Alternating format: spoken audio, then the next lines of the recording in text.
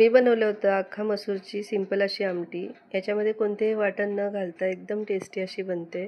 नक्की ट्राय करा, तुम्हालाही आवडेल. तर ह्याच्यासाठी मी अख्खा मसूरला 2-3 तास भिजत घातली होती आणि त्यानंतर यांना व्यवस्थित असे धुवून घेतलेत 3-4 पाण्याने. आणि इथे 1 वाटी अख्खा मसूर असेल तर त्याच्यामध्ये 1.5 वाटी पाणी घालून त्याच्यामध्ये मी चवीपुरता मीठ, 1 तेजपत्ता आणि थोडंसं तेल घातलं आहे. तेलाने हे मिश्रण शिटी देऊन बाहेर येत नाही. 3 शिट्या लावून घेतल्या यांना आणि गरगरीत असा हा शिजून तयार आहे अख्खा मसूर.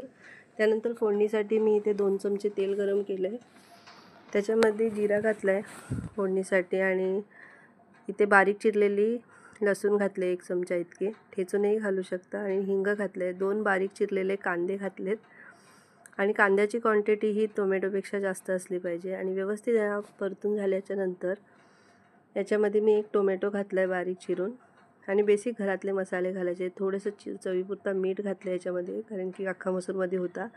हळद घातले, लाल तिखट घातले, लाल तिखट आपल्याप्रमाणे आणि गरम मसाला घातला आहे आणि थोडंसं पाणी घातलं आहे जेणेकरून हे मसाला जळला नाही पाहिजे. आणि यांना तरीसारखं आलं की ह्याच्यामध्ये मी धना पावडर घातले. धना जिरा पावडर ही माझी घरी बनवलेली असते ती घातली आणि याच्याने फ्लेवर हे नंतर घातल्याने खूप छान येतो. त्यानंतर अख्खा मसूर जो शिजलेला आहे तो घालायचा आणि जेवढं पाणी आपल्याला टाकायचं ते टाकून यांना 10 मिनटं एकदम फास्ट गॅसवर शिजवायची आहे. नंतर कोथिंबीर टाकून ही अख्खा मसूरची आमटी खूप छान अशी तयार आहे. नक्की ट्राय करा आणि मला कमेंट करा.